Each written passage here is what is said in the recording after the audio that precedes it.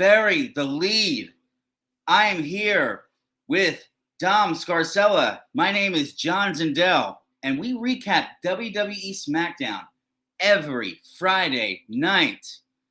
Dom, go ahead and tell the people about yourself. Hello, folks. I'm a longtime wrestling fan. John and I got back into the WWE this fall just for this project here. Don't bury the lead. So, hey, enough of hyping us up. Let's get to the much hyped Chicago episode of SmackDown. What's our top story here, John? Don't bury the lead. Agreed. You don't ever want to bury the lead. We're going right to the big story all the time on this show. And gotta go ahead and say it's probably going to be the show on December 30th when John Cena returns. Yep. And Kevin Owens will face Roman Reigns and Sami Uso. That's got to be the lead. And I was hoping to have a really awesome main event tonight, but that didn't happen. But they're giving us a little bit here. What did you think about what went down in the main event, which was a promo setting us up for the show in late December? I'm not sure the date exactly. This time of year, it looks like the WWE is trying to balance hype and delivering with its TV shows. Last week, you and I both noticed there was a lot of hype for this Chicago show, which would have been a very Vince McMahon thing to do. You know, Chicago, the home of arch nemesis CM Punk, and one of the real strong regions and cities for competitor AEW. So this would have been a very Vince McMahon thing to stack a SmackDown live show coming into Chicago. And we got some of that, but only 3 matches tonight. This was a show that I mean, pretty good matches. One match, which I think was the match of the year so far, year for us is 3 months. But one match that I think was match of the year. So pretty good matches, but only 3 of them. You know, they go from setting us up for a huge Chicago card to spinning it into hype for what seems to be a Tampa card on December 30th, when we're going to see Roman Reigns. And let's not jump the gun here. We don't know if he's Sami Uso yet. We were supposed to get that tonight. We don't know. It's Roman Reigns and Sami Zayn for the time being versus Kevin Owens and John Cena. I don't know what to think about that. I mean, Roman Reigns, Sami Zayn, and Kevin Owens, these are pretty active wrestlers. John Cena, and they hinted at this in his vignette there that closed the show. John Cena looks like he's doing this just because he has some sort of streak to keep alive of wrestling at least once per calendar year. And he hasn't wrestled in 2020 yet for WWE. So they might as well cram it in there at the end. Let's unpack that a little bit, because you saw me grimace there on camera. This went from what should be a great match with real feud breakdowns and clashes and maybe resolutions going on to now it's a gimmick match for a guy who doesn't really wrestle anymore. Yeah, and what's going on there? There was a few things that were real wonky about this. He wasn't there in Chicago, so he wasn't even there to be like, I'm John Cena, I'm here, and get that big pop from the crowd. We gotta imagine that entrance if he appeared at the top of the ramp. Yeah, that would have really added a lot to it. But instead, and hey, listen, I don't want to trash Zoom calls because we kind of do a show through camera. We're modern people. We're video conferencing. We got the rectangles up. Yeah. Hey, can you hear me? Can you hear me? Can you see me? Can I share my screen? Can you see me? Can everybody hear me? Yeah. It works. It works. But, you know, in that live setting, it kind of went over pretty flat. as he sort of delivered what almost seemed like a pre-recorded vignette. Yeah. And he was being really goofy because now he's a comedian. So like he's kind of like he's in silly comedy movies, like slapstick ones. So he's acting like real crazy and talking very strange and bizarre. It's like, so we got a really strange thing from Cena. And I also am like, you're in Chicago. It's the third biggest city in America. And you're pumping something in Tampa, which is just such a weird, not really known for pro wrestling. Oh, No. we'll do it in Tampa, Florida. Like the build in Chicago, which is known, obviously, is a big staple for not only AEW, but the U.S. Midwest, like the biggest city in the Midwest. Sure. And Absolutely. they're like, we'll be down in Tampa, which isn't even like the top city in Florida, So I just thought it was a strange thing from a geographical standpoint. Why wouldn't you do the big, awesome card in Chicago? And then why are you pumping it for Tampa, which is a strange city to pump it for? Let's go back to something you just mentioned. Cena appears on the video board there. Here's what that doesn't allow us to see at home, whether or not the live crowd is really into it. Yeah. Because if Cena comes out at the top of the ramp because he's in Chicago, then you can see whether or not the crowd is into that announcement. And maybe that's why they don't do it. I mean, there's probably logistical reasons, like why fly in John Cena to talk for 2 minutes when he's supposed to be a surprise. If he flies into Chicago, then the surprise is broken if you're trying to keep it a surprise. But at the same time, we can't witness as viewing audience what the live crowd thought of that reveal. Mm-hmm. So I don't know how excited to be about this. I think I was a little more excited when it was Roman Reigns and Sami Zayn versus Kevin Owens. And we don't know. Could it be someone on the active roster, someone else who could set up a program with Reigns? And maybe that's the plan here. Is they want Cena to come back sometime next year, and they want to set up something where Cena is going to face Reigns for the title. Maybe this is a WrestleMania tease. It could be a lot. I mean, when John Cena's involved, it could be almost anything. He's in Rock territory now, where you don't know what they're using him for, but it's the kind of thing where if they just save him for one huge mega show on a pay-per-view, WrestleMania, it could work at this point. We got a little bit of old school Cena at the end there. He's doing the rhymes like old rapping Cena. Remember, he started as a rapper. He gave us a little Cena Claus is coming to town rap at the end. So, there's a little nostalgia there for longtime John Cena fans who remember him pre-movie and pre everybody's favorite, Vince McMahon's Perfect Champion phase. When he was doing the rapper gimmick, when he was like Thug Life and he was heel. And he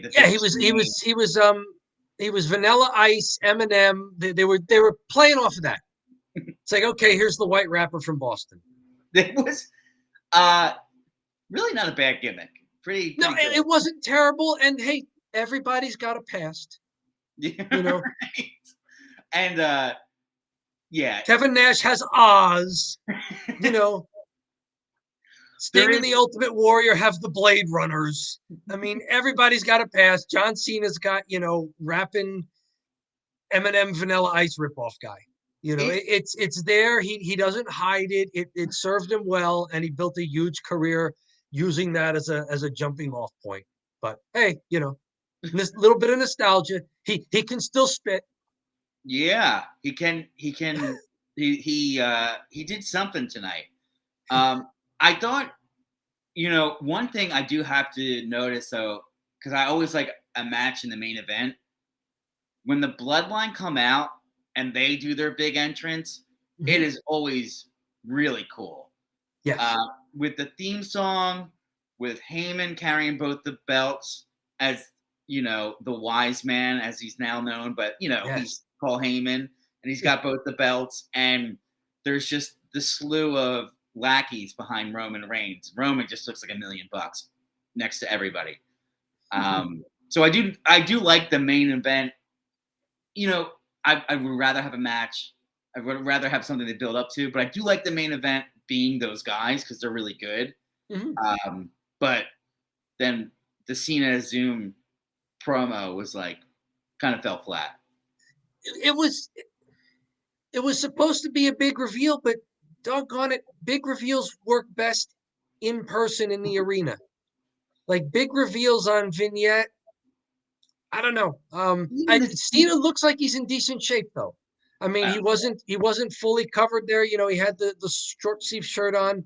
Looks like his arms are in shape. I mean, he doesn't have really the pauncha around the midsection there. He looks like he's in decent shape. So I mean, we saw enough of him, but it's missing something because it wasn't in the ring, or at least in the arena. Well, you know, we didn't really have, you know, I would say the lead basically, you know, it does build to the next show, and hopefully they deliver in Tampa. I'm sure if those 4 guys actually do square off, that's going to be crazy. So, I mean, Cena in any match is going to be crazy, but to have him on SmackDown will be still something. So he's got that kind of draw at this point in his career. So that'll be like, yeah, you tune in for that. We did see, and you said it here at the top of the show, and I agree with you. Probably the match of the year that we've seen on SmackDown with Gunther and Ricochet. We talked for about 11 minutes here about the main event, which was this promo kind of leading into Tampa. I would have to say we could probably talk for the next 50 minutes about this match because it was fantastic. It was a great match, and it was a worthy conclusion to the hype they've been running for a little more than a month now with the tournament, the World Cup, getting a number 1 contender, and what they've been doing with Gunther to try and level him up a bit. Yes. I know you want to talk match and what happened in the match. And I won't stop you because really that's the lead. Gunther wins to retain the Intercontinental Championship. But, you know, eventually I'd like to get into what they're doing with Gunther to make his character more well-rounded because I think it's a step up for him, and I think it only makes the programs that he's in better. Yeah. I mean, let's start with that, really. It was such a great build to the match in general because they made Ricochet look really strong going into the match by winning the tournament. I wrote in my notes about 5 minutes in when Gunther was just destroying Ricochet. I mean, it was really physical stuff he was doing with the slaps. And you could see that his back's all bruised up from all the slaps and stuff. I wrote in my notes, I think Ricochet's going over because I was like, they built this up and he's taking this pounding. And I'm like, are they going to have him pop back here and have the hero come back? Because he's getting destroyed by Gunther early in the match. And it looked like that for the second half of the match. And I just want to say it was a great build to have Ricochet look so strong, and then great for Gunther to look as strong as he has, and just to win clean, and just 1, 2, 3 center of the ring, and you know the crowd popped a little bit just because they were so happy with the result, which is always good when the heel wins. Are like, yeah, okay, cool. That means that like people that are really focused and paying attention were like, this is a great match. And you even see at the end, Ricochet's getting like a standing O when he's doing the hero thing and he's standing up, and Braun Strowman, comes out there with him. But yeah, do you want to have anything to add from a storyline perspective? Storyline perspective, a couple of things happened here. The obvious one is Braun Strowman coming out to save Ricochet from the Imperium beatdown post-match. You and I talked about this before, that regardless of the outcome of this title match, it looks like they're setting up Gunther Braun Strowman. And that such a match could work whether or not Gunther retains the belt. Like Gunther Strowman's a good program with the belt or without the belt. Mhm. Um, it's going to be with the belt, it looks like, and we're getting that payoff to what had been building through the World Cup tournament. Yeah. Um, that's the more obvious one on screen. The less obvious thing that I like they're doing is starting 2 weeks ago with the Gunther Kofi Kingston match. Mhm. They start letting Gunther get on the mic and sort of carry his own verbiage rather than having Kaiser do it. Because Kaiser's like that guy's a hoot.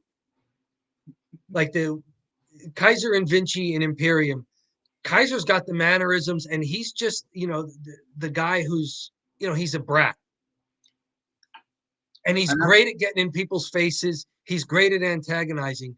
2 weeks ago with Kofi, they let Gunther come into that backstage interview and do his own matchmaking. He says to Mhm. Kofi, you want a match? You're wrestling me. Last week in ring with the contract signing for the IC belt, I like that they gave Gunther the microphone and Yeah. let him talk. He's got more of a personality now. Um, and as he shows us more of that personality out of the ring and then gets in the ring and does what he does there, I'm starting to get vibes that I'm making a connection between Gunther and another wrestler, and it's not another wrestler that's currently on SmackDown's roster. You tell me if you see this. Gunther's, I think, maybe a little taller. They gave Gunther 6'4", 250 today as his height and weight. Seems a little taller, has longer arms, maybe longer legs, doesn't seem as thick.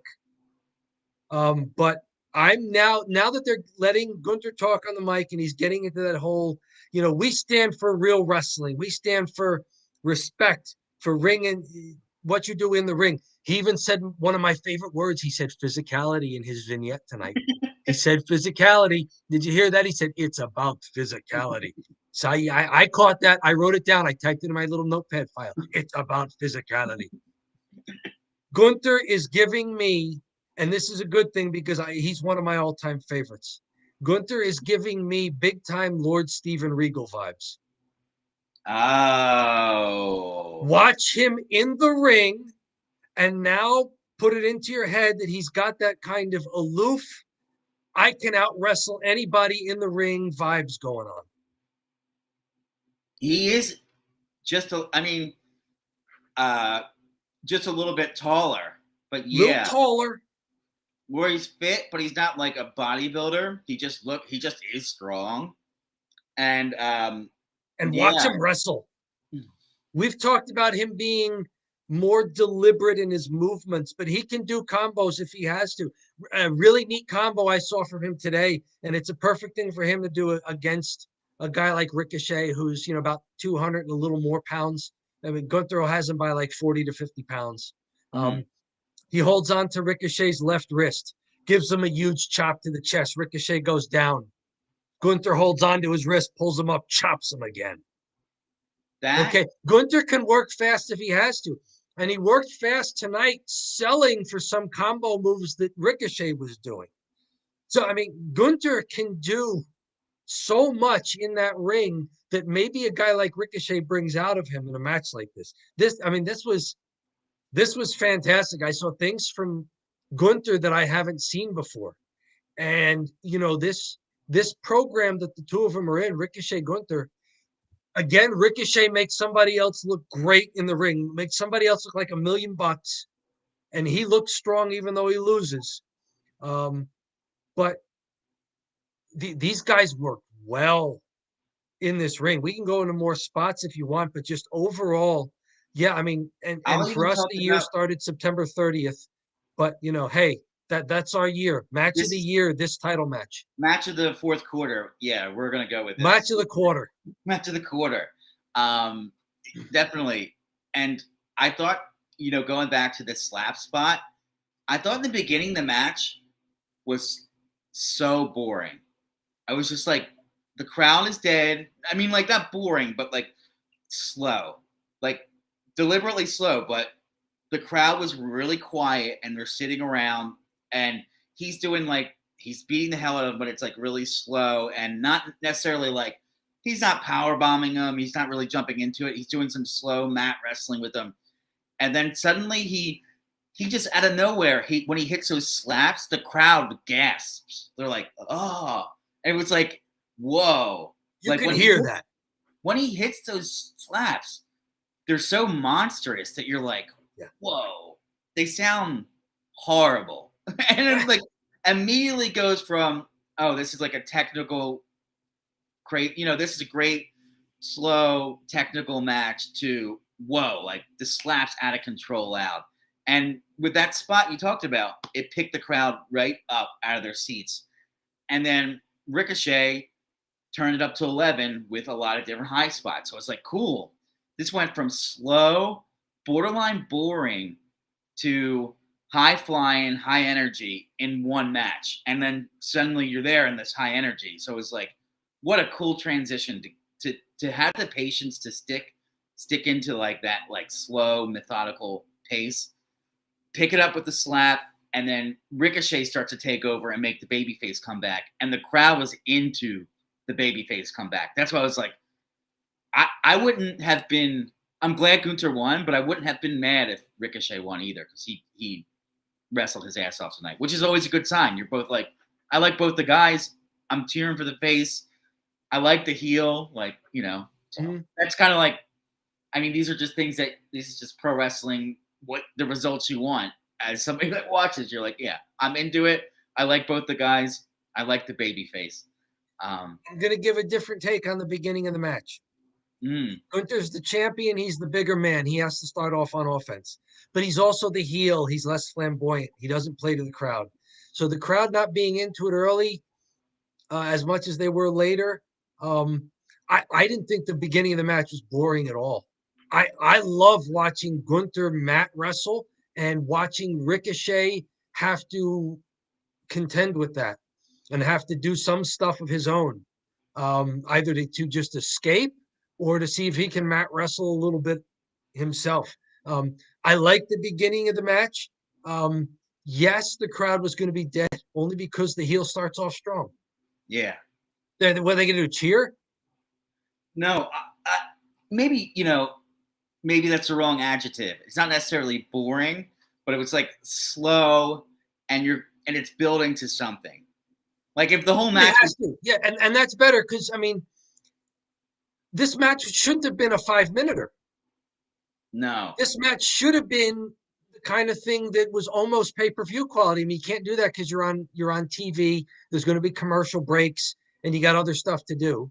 I mean, heaven forbid they don't hype Tampa, but we're gonna be trashing Tampa all night, folks. So I like Tampa. I mean, and that's great, but at some point, you want to see something deliver in Chicago because that's where they are. And this match was the thing that did it. This match delivered in Chicago. This match was hyped for this week, and it was no letdown. No. And now 2 weeks in Tampa, this is their standard. Like if you're gonna hype this, you're gonna put that much hype into a match that we're in this big city, then everybody else is on notice, and this raises the bar. You got to deliver like Gunther and Ricochet delivered on the Chicago show. Make Vinnie Mac proud. make Vince proud because no, I mean you're talking about the boy of boys for Vince McMahon is John Cena. That's like his little. He was. I saw 2 weeks ago. They had pictures of him on TMZ and New York Post. It was Vince McMahon and John Cena out to dinner 2 weeks ago. Oh wow, okay. So yeah, that's his adopted son, John Cena. All right. I didn't know that, but not to take too much away from Gunther and Ricochet here. I don't want to. I know it's my fault. I'm going off on tangents, but no. Gunther Ricochet. Let's talk about some sequences and some high spots. I like that they're having each guy try the other guy's style a little bit to see if it works. Like Ricochet goes for a suplex, but he can't get the big man up. Yeah. And then Gunther goes into picks him up and does that front face smash into the ring. Yeah. But then, there's Gunther trying a few things on the rope. Now, Gunther does hit a drop kick. Bigger man gets off his feet Hmm. and really connected on a decent looking drop kick there. Little later, Ricochet does hit the big vertical suplex on a guy that's 45 pounds heavier than him. Which I is really like that. which is really the way you should build that move, the vertical suplex, right? Yep. It should be tough to get a guy that's huge over, or Yeah. anybody in general, and it Yeah. should be a huge move. It's not just like a standard. Yep. Um, One of the things that was cool, and I mean, just kind of elaborate on your point, when Ricochet goes to get Gunther over and he can't get him over, Gunther is so huge that it looks like, yeah, dude, you're not gonna get that guy over. Like he's blessed, you know, he's blessed with the body where when he does have to do the big man stuff, he is so legitimately lanky that Mhm. when he does, hold up, you're like, yeah, this guy's got 6 inches on Ricochet, or what feels like 6 inches Yeah. on Ricochet. Oh, there's a size difference in the ring. I mean, Gunther, to be fair, with the wingspan, if this were basketball, we'd say he plays taller than he is. Hmm. Um, but from an overall size standpoint, I mean, Ric Flair wrestled at somewhere between 230 and 240. Gunther's not too much bigger than Ric Flair was. Gunther's smaller than Sting. Yeah. So just I mean, he might be the size of John Cena. I mean, I don't know what they build Cena as, but I mean, Gunther's not a monster. Braun Strowman's a monster. Hmm. Gunther's not that, but Gunther's a tough dude. I mean, Yeah. everything about his mannerism says this guy's a tough dude, and the way he wrestles, it's not just he's not a brawler. I mean, yeah, those No. flaps and those chops are monstrous and they sound fantastic, flesh on flesh, and the crowd grimaces because, just like Butch doing the finger things where he's twisting people's fingers. It's like everybody knows that hurts. It's Yeah. like we have no idea if a Boston crab hurts. But like the finger thing, that hurts. And a guy just open hand slapping you against your chest so that the guy in the last row of a 10,000 seat arena can hear it. Yeah, we all get that. Everybody's been slapped. All right. So The you thing, you you get that. yeah, I understand. Yeah, I understand the sound, and the finger thing is like I've slammed my finger in a door before, and it's like horrible. So like when they Yes, right. release that hold, it's like, oh no, it like brings me back to that moment. Sure. Yeah, but back to this match and talking about how they wrestled each other's style. A Um, little bit. I mean, it wasn't a total flip flop because that would have been weird. But yeah, but like Ricochet does like the open hand slaps to Gunter, and those were so stiff. Because I mean, that could go. eventually Yeah. let's not make it too much here. When Ricochet starts, striking earlier, I'm going, this guy doesn't know how to throw a punch. Like, he's not a big man. He's got to hit him harder than that. And it took a while for Ricochet to start working stiffer with Gunther. And it really hit him so that it looked like he was hitting him. Yeah, you mean toward the in that one sequence. But he unloaded on him with all those different slaps and the kicks, and I was like, I mean, and I don't know how they work it, and I don't know if it's something where like Gunter goes back as he's swinging. I don't know enough about how to take a slap, but he was really taking them. I mean, he was really looked like laying them in, and I was like, Mm. all right, cool, and that's what you're gonna you want the babyface to get some physical offense, not just the flippy stuff, but like start Yeah. to really beat up on the bigger guy. And it's like, yeah, okay, cool. Um, but yeah, But that was some good sequences. Like, what did you like from the match sequence wise, where you could tell that these guys were, I mean, really competing and competing in the sense that they're they're performing well and not just hitting their moves, but selling the moves. I mean, you've been in the ring. Give me some sequences you saw tonight where you would say, "Oh, that was pretty cool." um I think it's really got to just be early on in the match. Some of the moves that Gunter was hitting were so physical that I just thought I think Ricochet's going to go over because he's taking this beating, and usually they wouldn't have the heel go out and beat this guy so viciously and not have the comeback and not give the crowd what they want. So I really thought I wrote in the notes maybe around like 7 minutes into the match. It said, I think Ricochet's going over. So it had me fooled as a Okay. result. So I think that's what I really would say is something that I noticed in the match, or something that really stuck out to me is at one point I really was like, I think Ricochet's going to win, which didn't really make a ton of sense, but I just felt that way through the match. Ricochet, to go to second commercial, Ricochet turns a power bomb attempt by Gunther into that Hurricane Rana over the top rope to the outside, which I thought was a neat move. It's Ricochet using his athleticism and high flying ability to counter Gunther's power. Yeah. And then winds up being, well, that's a high impact maneuver for Ricochet on offense there. So a move like that, I love. Gunther, Ricochet goes to the top rope at some point. Gunther isn't beat down enough, springs to his feet, catches Ricochet on the top rope, does the German suplex off the second turnbuckle. But Ricochet lands on his feet. Yeah. That's got to be as difficult as it looks. To just have somebody throw you and you just land on your feet and stick the landing. Like, if there's gymnastics judges there, they're like holding up tens. And Ricochet, that's almost a cliche for him. There's once almost every match, somebody throws him over his head and he lands on his feet.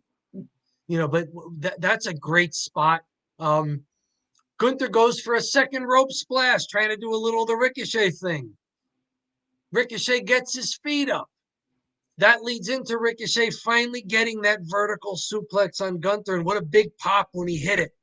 Mm-hmm. It's that old thing in wrestling where if you try for a move early and you miss it, when you hit it later, the crowd's crazy for it, rather than if you just hit the move right away. The fact that you didn't do it earlier and now you did, it's like, oh, he got him over. So genuine pop for that, it looked like, from the crowd.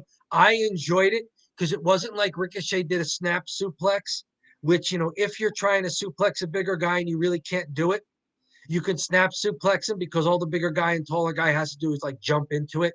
Yeah. And now it's just like a fancy snapmare for the most part. Mm-hmm. But this was a vertical suplex. I mean, he held him straight up and then brought him down. That was a pop-worthy move by Ricochet. And we haven't really seen a lot of vertical suplexes, even though they're kind of they seem like old standards, which everybody used to do maybe in the early 90s, late 80s. Like that would be but because it looks fantastic. It looks like the kind of thing you can only do if you're strong. Yes. Davey Boy Smith would do the vertical suplex. He was the big power guy. And even like Ric Flair would show off and do a vertical suplex. Right. Just to show like, yeah, I can toss guys around. Yeah, I'm a big vertical suplex. Mm-hmm. It's the anticipation of it. It's like, oh, can he get him up? And then he holds him there for just a second. And then it's like, that's like the breathtaking moment, like, holy mackerel. He's holding this guy straight up in the air. Mm-hmm. And then a good suplex finish as well, like not botching the move on the way down. Like, that's an old-time maneuver, and it's great. It's one you don't see a lot, and it almost scratches your head. You're like, that should be used more. It's such a good move. But go ahead, keep going on with the different spots you noticed. Okay, and then like if Ricochet was going to get this win, how about Ricochet hitting the moonsault off the top turnbuckle? Gunther kicks out at 2. I thought that was fantastic, and the crowd was like, when he kicked out, there was a legitimate by the crowd. Like they thought that could have been the finish. It was a great false finish, and you know who really did a great job with that? Gunther, waiting for as long as possible, because he was like this. He was like 1, 2, and he wasn't moving. I was like, oh. And then he quickly, Yes. Yeah, like overall. don't bury the other guy's finisher. Like hats off to these guys. You know, somebody hits a big spot on you and you kick out at what looks like one. Or if it's like Like, no, go one, to 2.5. Like if you Gunther. if it's like one and they're going for two and they're like starting to move their legs to do like the kick out, then it really ruins it. No, have it be like 1, 2, don't move, kick out, Yeah, move a little bit, and the ref knows. The ref that knows was the great. spot anyway.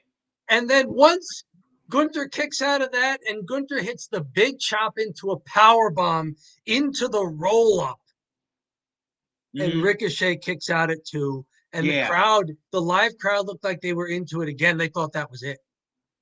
they And told so the when place out. Ricochet kicks out, and like again, that was like a late 2. That was a baby face pop. Mm-hmm. And then the finish, the real finish, it's Gunther, just at the end, wore down Ricochet, couple of more power moves, and then hits him with that last symphony, that side power slam, which I'm gonna say not a bad move. I'd like to see him do it on a bigger wrestler. I've seen it on Kofi Kingston and I've seen it on Ricochet. Not a bad move. I mean, it's he is driving the guy into the mat. So he's not just it's not just a body slam where you let the guy go.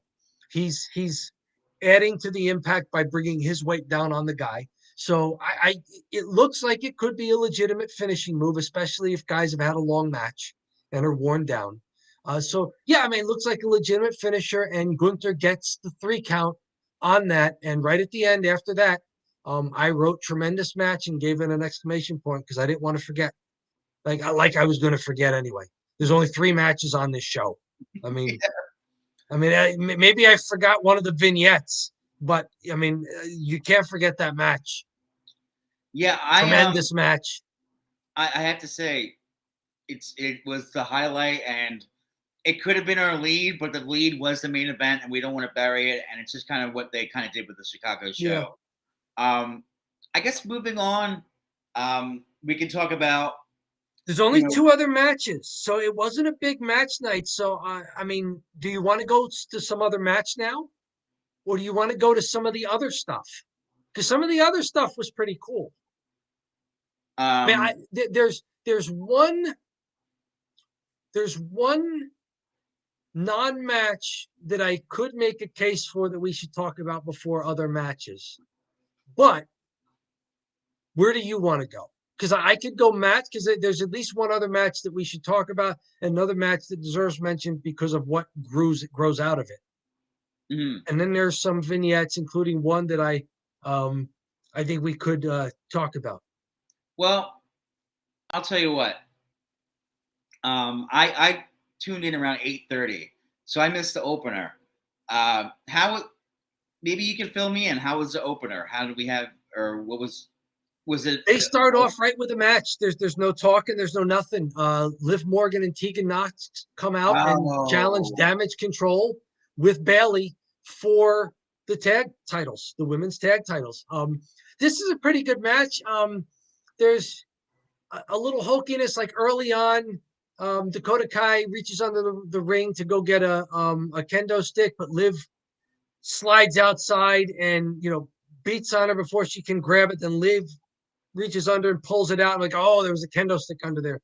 And now Liv is, charging into the ring like she's going to use the kendo stick. And of course, that'll get them disqualified. So Tegan Knox stops her partner. No, don't hit it. Don't use the kendo stick. We want to fight the match. And so the match continues. And I mean, there's enough cool stuff going on, hitting their spots. Liv Morgan wrestles like a bona fide luchador. Okay. She hits sequences and they make sense, and she doesn't take seconds off. She does something. She does a sunset flip onto Dakota Kai on the outside, then hops up and gets leveled by Io Sky coming out of it, which was a pretty good sequence. Like, you think one team's got the advantage and the other team's got the advantage. These women work well. And this match finishes, Damage Control still the champions. Um, Tegan Knox goes to the outside because Bailey grabbed her foot, and was starting to interfere. So now Tegan Knox and Bailey are brawling on the outside. Tegan Knox throws Bailey over the barricade, and as she does that and goes over to the barricade, somebody dressed all in black with a hoodie on attacks Tegan Knox. And then she gets thrown back into the ring, and Io Sky hits the moonsault to get the pinfall. They later on mentioned that they've gotten word that Tegan Knox was attacked by Xia Li. Does that name ring a bell for you? No, I don't know who that is. Apparently, it's someone that the WWE faithful are supposed to know. I've only been doing this since September 30th. I don't know who she is. Apparently, she's a big enough deal that they have the outcome of a tag team title match hinge on her clandestine return. But a decent match. These four women work well. I mean, the one who looks the least seasoned is Tegan Knox, who that may just because she's had a lot of time off. Yeah. But She's Liv and the Damage Control, both members, Dakota Kai and Io Sky, they look good. I'll tell you what. I didn't see the match tonight, but overall on SmackDown, Liv has looked pretty good, and Bailey is always good. Bailey, has always sort of delivered there. So. She's apparently getting more match time on Raw, which is unfortunate for a SmackDown viewer. We're just basically focusing on SmackDown and trying to learn that roster and the rhythm of the storylines there. I'm with you. I'd like to see more Bailey. I think she's one of the few people who can not only go in the ring, but her character development and her mic work mean that she can create storylines with her out of ring work. I think she's one of their top talents, and I'm with you. I'd like to see more of her. Yeah. So, thanks for that breakdown there. I missed the opener, and full disclosure, in the studio, I told you I'm gonna miss the opener. So I'll kick it to you, and you just tell the fans at home about what happened with the opener here. And I wrote back to you that because there have been several shows where the opener has been the match of the night. I think there were 3 weeks in a row the match of the night was the first one, which is a good sign if they're giving you good openers. So there's a reason to turn on the TV at 8 p.m. Yeah. And I don't want to sound too much like Jim Cornette, but I will just kind of paraphrase him. But he always talk about Raw. He said Triple H would go out, he'd start talking. He'd go make a sandwich because he was bored. He didn't want to see Triple H talk. He'd come back. He'd start eating the sandwich. He's still talking. Everybody's bored. So they used to do like these really long promos at the beginning of Raw, or now it's SmackDown's kind of Raw. But if they jump right into the action, you're like, okay, cool. There's a match. So it's good that they're doing some more exciting stuff. I'm going to call foul on that because you gave me a Jim Cornette reference and did not say anything about chickens with their heads cut off or some other, farm or weird analogy or reference that I'm supposed to like scratch my head and go, oh my goodness. Sweat. What the other one he said is very inappropriate, but sweating like a whore in church. He always says that. I'm like, one of those, yeah. Sweating like a whore in church. I'm like, whoa, what? Yeah, there's always some strange Cornettism. But yeah, so anyways, we did have one Jim more. Yeah, we love Jim, but I don't want to stooge off him too much here.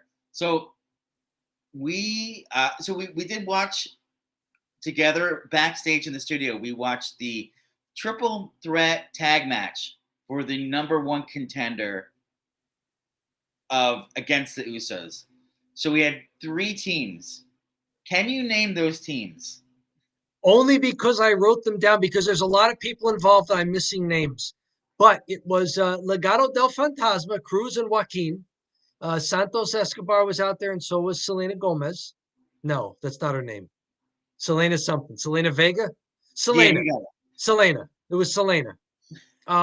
Versus Top Dollar and Shantae of Hit Row with B-Fab. And then Eric and Ibar, the Viking Raiders with Valhalla. I will always remember Eric and Ibar because there was a journeyman baseball player named Eric Ibar That's got to be the origin of the name. who's recently retired, but like he was a pretty decent major league player. He was a starter on some pretty good teams for several years. Not a star, not going to the Hall of Fame, but like, especially if you played fantasy baseball and every now and then you're scratching your head, I need a middle infielder. And you're like, Eric Ibar's having a pretty decent season for the Angels here. So Always playing for like the middle of the road team, like the Twins or something like that. Eric Ibar, like they're like the Viking Raiders, Eric and Ibar, and I'm like, oh come on. Yeah. Are they throwing like a little nugget out there for someone like me to go, Eric Ibar, really? It's the Viking Raiders, Mike and Gallego. And we have Hit Row go over in this match. And they went over not less than 60 seconds after I said to you, okay, this is for a title shot. There's no way Hit Row wins. Yeah. And then Hit Row win. Because I'm going, okay, this is for a shot at the Usos. Close your eyes and picture one of these teams in the ring legitimately with the longest reigning tag champs in WWE history. And tell me honestly that you pictured Hit Row. Yeah. Open your eyes and tell me that's what you pictured. The biggest pop of the night is when Top Dollar did just an awful dive. And he's supposed to hit everybody. And he falls so short. And he just isn't a guy that should be doing a dive. He falls so short. He misses everybody. He just flips over. And everybody just kind of falls. And the crowd starts screaming, "You effed up. You effed up." That was the biggest pop of the match. It was a messy match. When the crowd was laughing at them. Top Dollar sucks. And I wrote that on my notes. At that move, yes, he does. I mean, let's break down the dive here. Important in the dive that you get off your feet. You got to be able to jump. You have to get over the rope. He does not jump. He runs and falls over the top row, flips himself around, hits his own legs on the side of the ring in the ring apron, and now 4 other guys got to fall down because that's the spot. Listen, and I said this in a previous show, and I'll just say it again. We would used to run indie shows, and there'd always be one really drunk guy, and he'd want to go in the ring and just kind of bounce off the ropes, and he wanted to do stuff, and you let him in for 10 minutes, and he'd be in there, and he'd be wandering around, and he'd be doing elbow drops off the top, and he'd be all wasted, stumbling around. He's having a good time, let him have a good time. That's how Top Dollar looks, but he's in the WWE, and he's on SmackDown, and they're pushing them to have a title match. This guy's horrible, and they're pushing Hit Row to get this title shot. And I don't want to disparage his partner too much. He just is always in there, and he's very noticeably bad.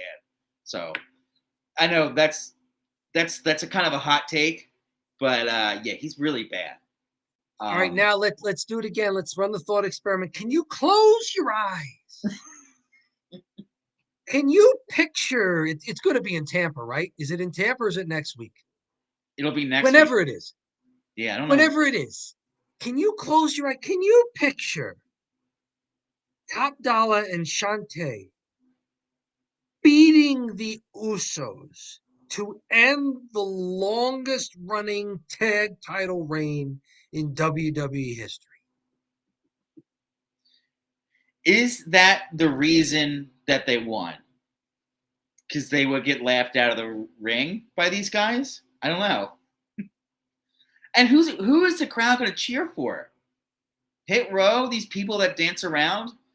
and this drunken amateur pro wrestler, or the Usos, who are like, I mean, they're going to be cheered. Why wouldn't they The be? Usos are going to be the bloodline straddles the heel face line quite a bit, and yeah, in this and the Usos, I mean, saying that this is going to be a legitimate match, this is going to be one heck of a coming out party for Hit Row Yeah. to have to perform and not have the Usos carry the whole match. And they've done a lot of dancing stuff, and they've done a lot of squash matches both ways. Yes. And there was some cool stuff in the match. I'm sorry, I wanted to get that was just on the top of my head, and like in my notes, I was just like burying this thing. So there was some cool spots with the triple threat where they have a transition where one guy comes in, does a spot, one guy comes in, does a spot, one guy comes in, does a spot. So they were connecting like all six, like maybe six guys at once would Yep. do one thing, and like you had mentioned in the studio, it was a spot fest. But there were some cool spots in the match. There were some good when the timing is right in a. I mean, triple threat matches are tough enough. It's a triple threat tag team match. There's 6 guys. When the timing is right and if used sparingly, one of those things where everybody gets a shot in and then turns around and gets decked by somebody else, and then that guy gets decked by somebody else. I mean, it can be entertaining to watch if the timing is there, and it was.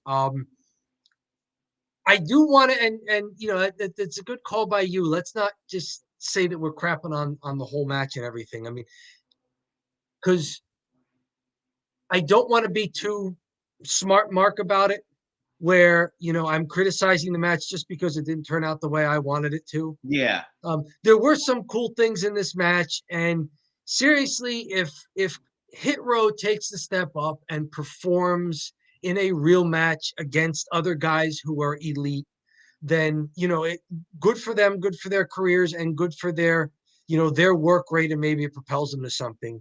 And in this match, I did like Eric and Ibar. I mean, big guys, power guys, but they move pretty quickly in that ring. I mean, Yeah, they were pretty good.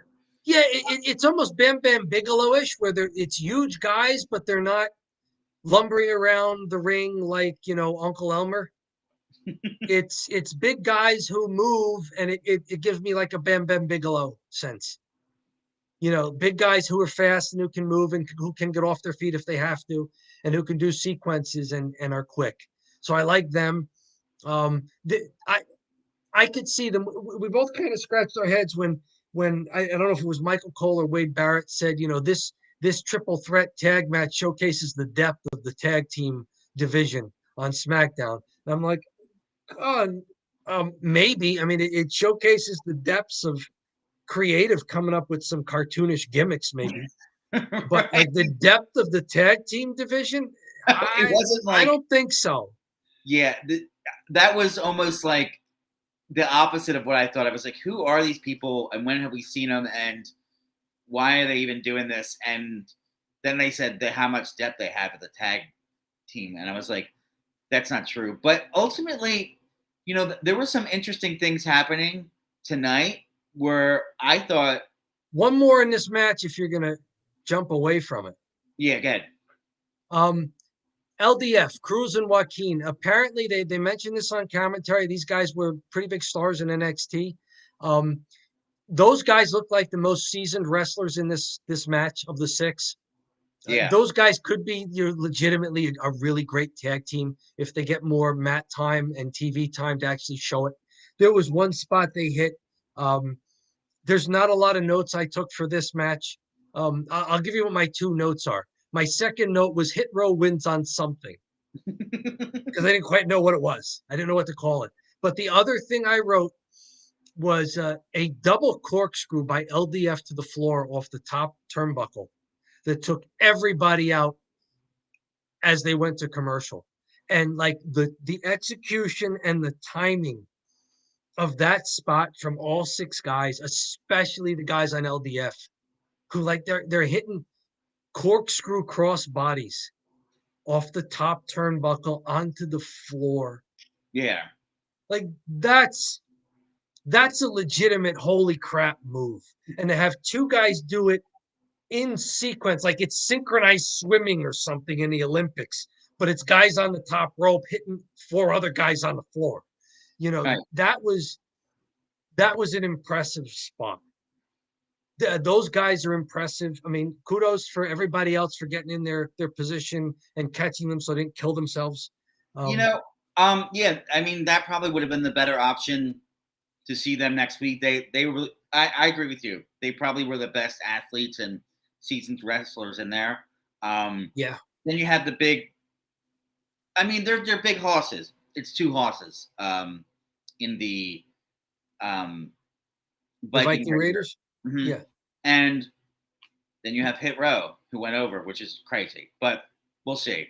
Yeah, of the three teams here, the best wrestlers were Legado del Fantasma. The guys maybe with the best gimmick are the Viking Raiders.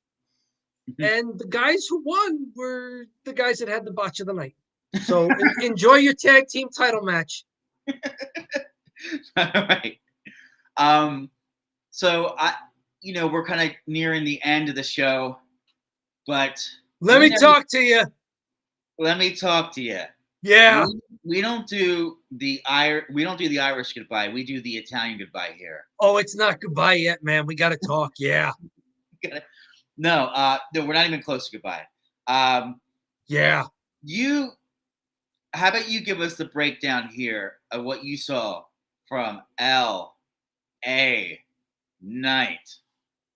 Okay, they give you some footage from last week where LA Knight is tied up and someone is taunting him and he's got duct tape over his mouth like he's a hostage or something. Tonight, LA Knight grabs a microphone, stomps out to the ring for an in-ring promo, and he's running down Bray Wyatt, and it's like stellar mic work by LA Knight. Like this was top notch. His pacing, what he was saying, the emotion. He even mocked Bray for a while, doing the whole, my brother, it was not me. Or, he's going into that. And then he ends by just this string of yeahs with the crowd. And of course, that's the perfect segue for Bray Wyatt to appear in some smoke at the top of the ramp and start doing LA Knights. Yeah. Back at him. Yeah. Yeah. Yeah. As he marches down to the ring and he's telling LA Knight, it really wasn't me. You don't believe this. And he's doing the weird stuff again, and it's really a perfect match because LA Knight in his promo is running down Bray Wyatt for everything that we've been running down Bray Wyatt for 2 months now. Mm-hmm. So once again, WWE Creative is watching. Don't bury the lead. They know where to go because they're following us. Yeah. Anyway. Yeah. Let me talk to you. So LA Knight's cutting a great promo. Bray Wyatt gets in the ring very slowly. He's like walking around the ring, stalking around, climbs up the ring steps very slowly, gets into the ring. By this time, LA Knight has dropped the microphone because he wants to go. We've mentioned that Bray Wyatt has not been in a match yet. This was as close to it as we've gotten because Bray Wyatt comes in and asks LA Knight, to give him an answer again. And LA goes after him and is just stomping a mud hole in him. Little JR there for you. It's a slobber knocker. He's stomping a mud hole in him in the corner. And as he's doing that, we get at the top of the ramp the smoke again. And now the character wearing that weird mask comes out. So like it's, oh my goodness, we've finally seen Clark Kent and Superman in the same room together. So they're not the same guy. But there's Bray in the ring, slumped in the corner, checking his mouth and his nose for blood because, he got stomped down. And there's Uncle Howdy, Buddy Howdy, whatever, the guy in the mask up at the top of the ring doing something. And there's LA Knight looking there, looking there at the two guys. Finally, he exits the ring and he's saying, come on, Right. come on. So we're getting closer to Bray Wyatt having a match. He was in the ring, taking shots, taking bumps. We're getting closer. Maybe Tampa? Tampa? Maybe. Is that the big show? Will it Is that happen in Tampa? I don't know, but we're getting closer. And now we've got this. There's actually 3 different human beings involved in this.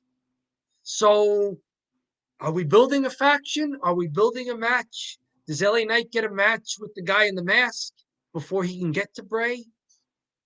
What happened? I am, I'm ready for them to announce something.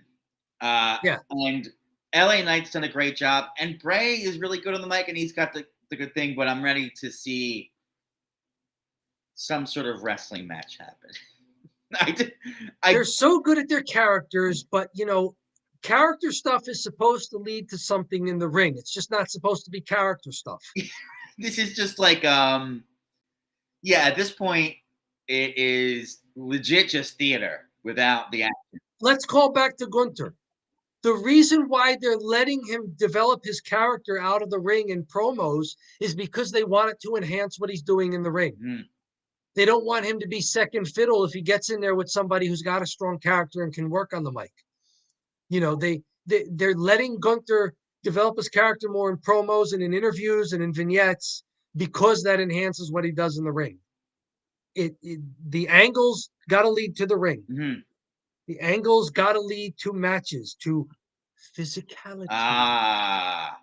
There it is. Word. We got some physicality out of Bray and LA Knight this week, but it wasn't quite match. This is really a slow burn. That's an understatement. A slow burn. This is just like the fire just keeps kind of roaring, and it's around, and it's like when you go camping and there's just some smoldering ashes and it's the morning and you're like, this fire shouldn't even be going anymore. This is over yet. What's going on? It's not a slow burn. Well, let's talk about that. Okay. Does this add to the anticipation for what's eventually going to happen with Bray and with maybe LA Knight, or with Bray and anyone else? Does this make you more interested in seeing Bray Wyatt in a program and in a match, in LA Knight getting into a big time program or match? Or is this too slow and it's making you wonder if this is all going to be anticlimactic? I would say, again, I'm just ready for a match between these two, and I think that it's a good. Well, maybe it's not maybe it's a little bit of a gray area. It's good to see a lot of LA Knight shooting promos in unique styles, and I didn't know who he was, and you were like, this guy's pretty good, and now I've seen his promo work, and I'm like, yeah, he's a hell of a promo. And Bray Wyatt, maybe it's a good refresher for you because you didn't really know much about him because you haven't been watching WWE. So you're seeing the gimmick that he's done for a while now. So there is a little bit, there's a sprinkle of good, but for the most part, I just want to see them wrestle. This is really the lead for the whole show, wasn't it? We said at the beginning that, when we're talking about the lead and that it turned out being a promo, we said this is WWE having to balance hype and delivering on their TV shows. And I don't think anything encapsulates that more than this Bray Wyatt LA Knight promo, is that it's been hype. And maybe we got a little bit of in-ring confrontation today, but they're risking overhyping. Yeah. I'm still with them. I'm still going for the ride with them, but they're teetering on too much hype, not enough delivery. Too much angle, not enough in-ring match. Too much character, not enough character payoff. They're teetering. Yeah. They're not quite teetering like Top Dollar teetering on the top rope after botching a dive. Poor Top Dollar. But they're teetery. gonna be on all the memes and all the things and like this, like, oh, what happened in this match? What happened? They're like, oh, this guy really botched this spot. That's gonna be. Oh yeah, and they're going to show that. They're going to show that over and over again. Like they're going to say, "Watch this move," and you're going to go, "Oh my goodness!" You'd be like, "Yeah, that guy won. He won. He went over. Uh, that guy went over in a 6-man match." right. Yeah, and they're the number one contenders now. And he didn't just win some throwaway match. He's the number one contender. Everything is that bad, and this show crystallizes it: hype versus payoff. So, overall, what do you think? Unless there's anything else you want to talk to, there was some other vignettes, a lot of backstage stuff. I counted, and this, you were saying you missed the first match. Okay, they run the first match as the first segment. We get 3 vignettes, a backstage segment, and a recap with footage from the last week before we get to match 2, which was Gunther Ricochet. I mean, there was a lot of out of the ring stuff in the show. Was there anything else? I don't want to just, trumpet. Was there anything else you liked? So I do want to say, this is YouTube, of course, and we always want to stay with some trending topics here, Dom. So this is a new segment. I'm just going to go ahead, say some trending topics, and we could discuss them. Sure. Maybe they're outside of the realm of SmackDown, but hey, and comment for us on the video. If what do you think of these trending topics, and is there another one you want us to do? We'll do. Point us in the direction of trending topics. So, like, subscribe, comment. Yeah, for sure. By the way, I am well coiffed tonight. I had a haircut recently. Yeah. I am almost as well coiffed as Sami Zayn was this evening. You saw Sami, he trimmed the beard. He combed the hair, he pulled it back. We didn't talk about that. He was wearing a jacket. Right, he was wearing. They're watching Don't Bury the Lead. Watching Don't Bury the Lead. John, they're watching us. They're watching us because Sami had a jacket on and he was well coiffed, for sure. Yeah. Oh, yeah. So, all right. So let's do it. Sasha Banks. Big star. Sasha Banks. I've heard her name twice. Yeah. Twice. A big. Tonight you sang it, and Survivor Series recap when you said it, because the crowd in Boston was saying. Was chanting Sasha Banks, Sasha Banks. Which is never. What about Sasha Banks that I don't know? Because I don't know anything about Sasha Banks other than she's now been a call out twice and she's not in the WWE. What should I know about Sasha Banks? So Sasha Banks walked out of WWE. She was the tag champion. Went into the office and threw the belt, packed her bags, and left about 6 months ago. Michael Cole went on to SmackDown and directly addressed it, which was really Vince yelling in his ears. And he said, Sasha Banks disappointed us all. She walked out on all the WWE Universe and all this stuff, which made it feel like it was a work. But no, she really did just walk out. And she has signed with New Japan Pro Wrestling. So a top star from WWE is angry and signs with New Japan Pro Wrestling. She'll be in their big show, Wrestle Kingdom, which is like their WrestleMania.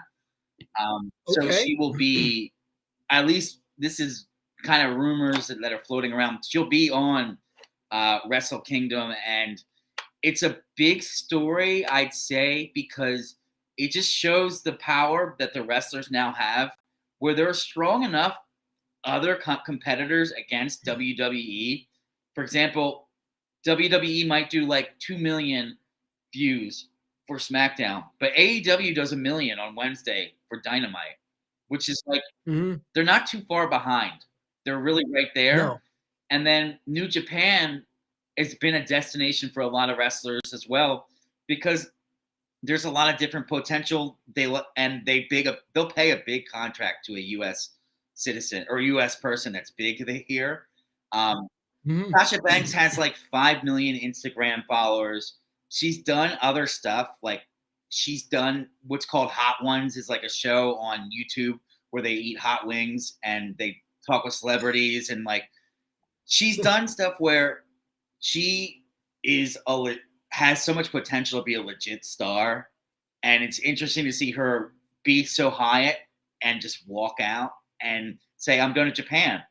So it's big news for New Japan. Hopefully, they get a pop for their Wrestle Kingdom show, and just wanted to talk about it because it's a trending topic, Dom. Wrestling is better when there's more than one A-level promotion. And part of that is AEW being close enough to WWE to make them sweat. Part of it is just mass communication and internet culture. People in the US can find out about New Japan pretty easily. So wrestling is now global. So New Japan Wrestling is now not just, oh, I've heard about that. I mean, I guess you could watch that if you were interested enough. You can pick up New 20, Japan. I don't know exactly where. Don't at me and try to like have me tell you how to do it. I don't know. 30 years ago, it'd be tape trading. You'd have to figure this out, and you Yeah, have to figure out like how to even get a hold of this. Where now is like you download their app, you probably pay $10 and you watch the show. It'd be pretty simple to stream it, and it's cool just to see wrestlers have different options, which puts pressure on promotions to be better. It's just like, if there are other options for guys like me and you, then guess what? We could watch New Japan, and there's also the element with New Japan as well. I know I'm kind of talking long about this, but New Japan is got a different style of fan where they're very quiet. okay. And there's not lots of chanting. It's almost like they'll wait, and then when there's kind of a break in the action, they give like a golf clap. So they're not just clapping the whole time, but they do like lots of oohs and ahs. So it's interesting. Like some people will be tearing it up in Japan, and it'll be really quiet. It's just like part of their culture, and it's just an interesting aspect to see. Okay, you're gonna be in New Japan. The crowd's gonna be quiet, but they're loving you. So. Okay, yeah, it's a different style of work for a different audience, but I mean, it's not like they're quiet because they're bored, like you said. I mean, pro wrestling is huge in For sure. Japan. I mean, Giant Baba and Antonio Inoki were bigger stars in Japan, bigger pop culture figures in Japan than any pro wrestlers in the U.S. Yeah. In the U.S. And that includes The Rock. That includes John Cena, who's coming back in Tampa, I've heard, on December 30th to team with Kevin Owens against Roman Reigns and Sami Zayn. The well-coiffed Sami Zayn. So that's the only trending topic. I think we touched a lot on other trending topics throughout the show that'll give us enough content. I don't know if you had anything to add, but Vince is always in the news. But I think you mentioned some stuff earlier that will be some pretty good content that will create perhaps a short out of. So I'm kind of doing the.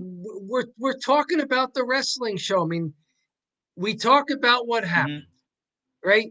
So if it didn't happen, we don't pretend it did. If it did happen and it was noteworthy, we note it. We don't bury the lead here. And frankly, if anything is well done or stands out, we're going to mention that too. We're not doing this isn't the old days of video hosting sites where, you had a 10-minute limit on your video. Yeah. Well, it's like, this was a 2-hour show. There's some neat stuff to talk about. We talk about. Yeah. If there's a Vince McMahon reason to mention him, Vince McMahon. Sasha Banks. Everybody on the roster. Yeah, we'll talk about it. And hopefully we don't botch anything as badly as Top Dollar flopping over the top rope on what should have been a dive. What's supposed to be a dive, but was just the drunk guy that's at the indie show that's playing in the ring falling out, and you're like, is he all right? It's like, Yes. he's not driving tonight, right? That's when you would say He's that. He's Ubering or he's got a ride. Okay, cool. All right. he's not driving and he's He's not not diving. driving. He's not driving. Yeah. Uh, well, Dom, uh, anything else you want to add before we sign off tonight? Nothing other than hype, payoff. It's a Yeah. balance. It's a balance. And just like that, folks, uh, this is Don't Bury the Lead. We're here every Friday night to recap SmackDown. We had some technical difficulties last week and we weren't able to do it. So it's great to hop on with you tonight, Dom. I really appreciate it. This was a fun one. Thanks for hopping Likewise. on here. And we'll be here every Friday night. As Dom said, like, subscribe, comment. Why not? Do it. It's free. It's easy. Do it. Just do it. And don't ever bury the lead, folks. This is Don't Bury the Lead. Thank you very much and have a great rest of your evening.